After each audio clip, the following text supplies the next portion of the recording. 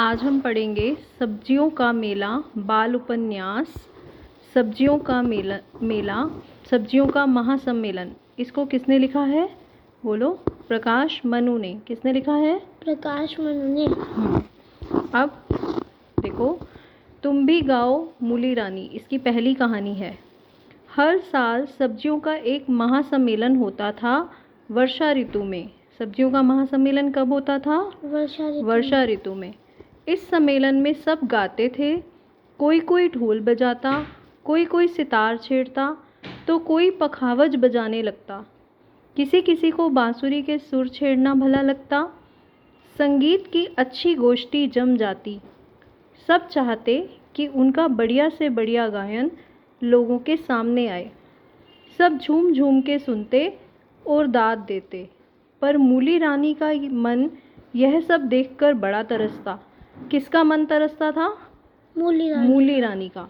किसका मन तरसता था? मूली रानी का। उनकी आवाज़ थोड़ी कर्कश और फटी हुई थी। किसकी आवाज़ कर्कश और फटी हुई थी? मूली रानी की। किसकी आवाज़ थोड़ी कर्कश और फटी हुई थी? मूली रानी की। इसलिए गाते बनता ही नहीं था। सोचती हर कोई अपने सुर की बहार छेड़ रहा है। यहाँ तक कि बैंगन मल और टमाटर लाल बेसुरा ही सही मगर गाते तो हैं।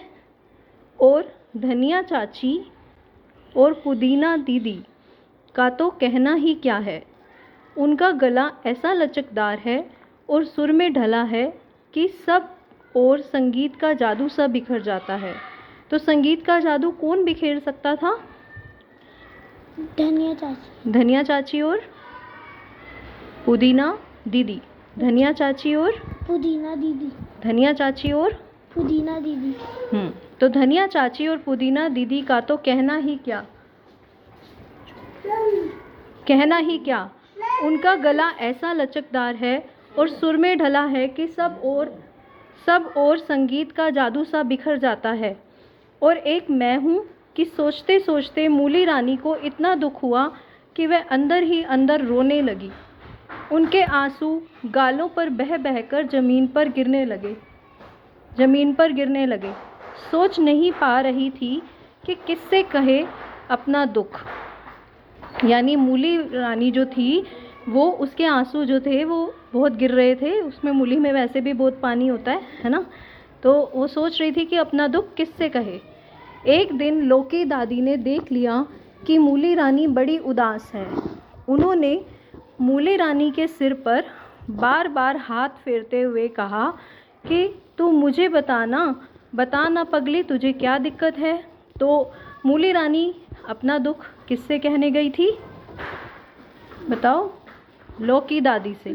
किससे कहने गई थी? लौकी दादी से। इस पर मूली रानी ने रो रो कर बताया, दादी मुझे गाना नहीं आता, इसलिए हर कोई मेरा मजाक उड़ा रहा है।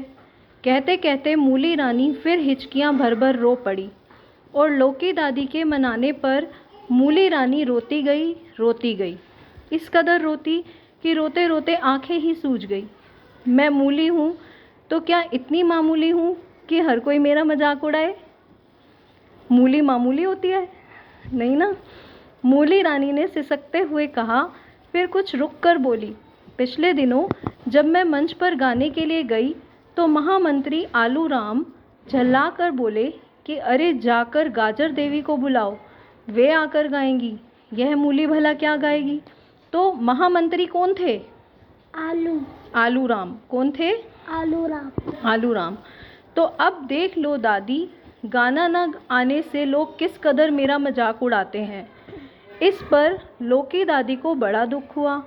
एक बार तो उनका मन हुआ कि सीधे जाकर वह महामंत्री आलू राम को आड़े हाथ लें और खूब खरी खोटी सुनाएं। दादी जानती थी कि आलू राम महामंत्री भले बन गए हैं और पर उनके आगे मुंह नहीं खोल सकते। आखिर उन्होंने तो बचपन से देखा है और पाला है। उनके सामने तो अभी यह कल का छोकरा ही है। तो अब क्या करूं, क्या नहीं। मूली रानी का दुख तो देखा नहीं जाता। लौकी देवी बेचैन होकर अपने आप से कह रही थी, तब हल्के कदमों से आती हुई धनिया चाची दिख पड़ी। हरी साड़ी में दुबली पतली छरहरी लंबे कद की धनिया चाची दूर से ही पहचान में आ जाती थी। लोकी दादी आवाज़ देकर बुलाती, इससे पहले ही धनिया चाची पास आ गई और बोली, दादी दादी कैसी हो, तबीयत तो आजकल ठीक रहती है ना। इस पर लोकी दादी बोली, मेरी तबीयत को क्या हुआ, अभी तो कोई 25-30 साल और जीऊँगी, शायद ज़्यादा ही जीऊँ, मगर हाँ, मूली रानी का दुख नहीं देखा जाता। तुम कुछ कर सकती हो तो ज़रूर करो धनिया, तुम तो बहुत अच्छा गा भी लेती हो, कैसा बढ़िया लचकदार गला है तुम्हारा, खूब सुरीला। धनिया चाची के पूछने पर लोकी दादी ने सारी बात बताई। बोली, अरे बेटी, अपने लिए मैंने कुछ नहीं मांगा, लेकिन मूली रानी के लिए तुमसे मांगती हूँ कि इसे गाना सिखा दो, हर हाल में सिखा दो। तुझे इसे नायाब गायक बनाना है, समझ गई ना। इसे बड़ा दुख है कि सब्जीपुर के महासम्मेलन में कोई इससे नहीं गवाता और खुद ही मंच पर चढ़कर गाती है तो सब मजाक उड़ाते हैं। इस पर धनिया चाची बोली, वाह वाह, यह तो मेरे मन का काम है दादी। बस उन्होंने मूली रानी की बाँह पकड़ी और उसे ले चली उसे अपने घर पर। वहाँ उन्होंने फर्श पर दरी बिछाई, उस पर पुराना हारमोनियम निकाल कर रखा और शुरू कर दिया, सारे गामा पा पा पा। बोली, गाओ मूली रानी, तुम भी गाओ। मूली रानी की आवाज़ ज़्यादा भारी थी, कुछ फटी हुई थी, उसमें बढ़िया सुर भला कैसे निकलता, मगर धनिया चाची भी तो आखिर धनिया चाची थी। जो ठान ले उसे पूरा न कर पाए तो फिर धनिया चाची को धनिया चाची कौन कहे। बल्कि सब्जीपुर में तो इन दिनों लोग कहने लगे कि धनिया चाची जो ठान ले उसे ईश्वर भी नहीं बदल सकता। और यहाँ भी यही हुआ। धनिया चाची ने मूली रानी से गवाते गवाते उसकी आवाज़ को इतना सुरीला और लोचदार बना दिया कि अब मूली रानी गाती सारे गामा तो आसपास के लोग दूर दूर से झांकने के लिए चले आते, भला सब्जीपुर में यह कौन गिरिजा देवी गाने आई है। ऐसा गला ऐसा सदा हुआ है कि क्या कहने। और वहाँ मूली रानी को जब गाते हुए देखते तो चकरा जाते। यह ऐसा मीठा स्वर मूली रानी के गले से ही निकल रहा है, क्या गजब है भाई, गजब। और वाह उस्ताद की तर्ज पर लोग कहते हैं, वाह धनिया चाची वाह। अगली बार जब सब्जीपुर का महासम्मेलन हुआ तो शुरू में ही सब सुप्रसिद्ध गायिका गाजर देवी को बुलाया गया, जिन्होंने विदेशों में भी अपनी गायकी का परचम लहराया। लंदन से कनाडा तक गाजर देवी बस यही लोग पुकार रहे थे। इस सम्मेलन में भी उन्होंने अपनी गायकी की बड़ी ही खूबसूरत बांकियाँ पेश की। मंच पर से जब गाजर देवी बोलकर उतरी तो श्रोता सोच रहे थे, देखें भला अब कौन गायक संगीतकार यहाँ आया है। गाजर देवी के बाद किसी का भी टिक पाना मुश्किल है। लोग सोचते कि शायद किसी बहुत पुराने उस्ताद गायक को बुलाया जाए, मगर सबको हैरानी हुई जब संचालिका मिर्ची देवी ने मूली रानी का नाम पुकारा। तो संचालिका कौन थी? मिर्ची देवी। कौन थी संचालिका? मिर्ची देवी। धनिया चाची ने उनके कानों में यह नाम फूंक दिया। मूली रानी अपना सितार लेते हुए जब मंच पर आई तो लोगों ने बड़ी अजीब निगाहों से, अजीब नज़रों से उनकी ओर देखा कि अरे ये क्या गाएंगी। मगर थोड़ी देर में सफ़ेद साड़ी में सजी मूली रानी ने जब अपनी गायकी के सुर छेड़े तो लोग मान गए कि अब वो मूली रानी नहीं रही। अब की मूली रानी तो किसी भी राष्ट्रीय या अंतर्राष्ट्रीय गायिका से टक्कर ले सकती हैं। उनके स्वर में वह मिठास, वह नरमी, वह लोच, वह गहराई और वह विस्तार था कि जब मूली रानी के गीत संगीत की लहरें सब ओर बिखरने लगी तो पूरे सभा कक्ष में तालियां ही तालियां सुनाई देने लगी।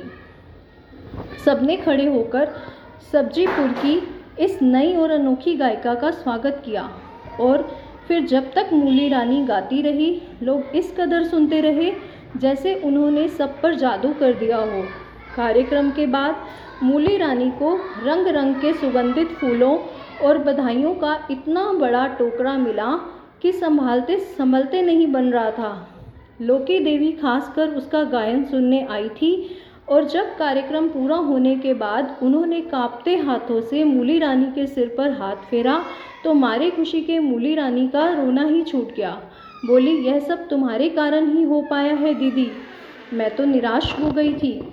और लोकी दादी मुस्कुराते हुए कह रही थी, पगली, समय किसी की मुट्ठी में कैद नहीं है, पता नहीं कल को क्या हो जाए, इसलिए किसी बात के लिए दुखी होने के बजाय कोशिश करो कि उसको बदलो और कुछ बनकर दिखाओ। अब तो हालात ये हुए कि सब्जीपुर के किसी भी सम्मेलन में जब गायकों का नाम पुकारा जाता तो मूली रानी का नाम सबसे पहले होता, अव्वल मतलब पहले होता। और जब वे सितार या तानपुरा लेकर सुर छेड़ती तो लोग ऐसे मुग्ध होकर सुनते जैसे धरती नहीं, स्वर्ग से ये स्वर लहरियाँ उतर कर आ रही हैं। धीरे धीरे यह हुआ कि देश ही नहीं, विदेश से भी मूली रानी को गायकी के लिए निमंत्रण मिलने लगे। वे जहाँ भी जाती उनका नाम और कदरदानों की संख्या बढ़ती ही जाती। लेकिन मूली रानी से जब भी पूछो तुम्हारी इस अद्भुत और नायाब गायकी का राज क्या है, तो वो एक ही बात कहती, लोकी दादी के आशीर्वाद ने मुझे बचाया और मेरे पैरों के नीचे ज़मीन आ गई। और धनिया चाची, उन्होंने मुझे गाना नहीं, सुरों के साथ उड़ना सिखाया, सुरों के ताल में बहना सिखाया। मैं आज जो कुछ भी हूँ उन्हीं के कारण हूँ और ज़िंदगी भर भूल नहीं पाऊँगी। तो बच्चों, इससे आपने क्या सीखा इस कहानी से? हमने ये